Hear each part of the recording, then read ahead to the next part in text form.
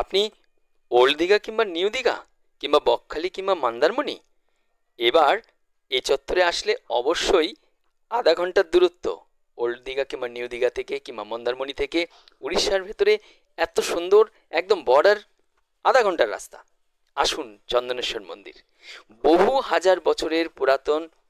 এখানে পুজো দিয়ে মনস্কামনা পূর্ণ হবে, নিজেও ভালো থাকবেন, আবার অন্যকেও ভালো রাখতে পারবেন।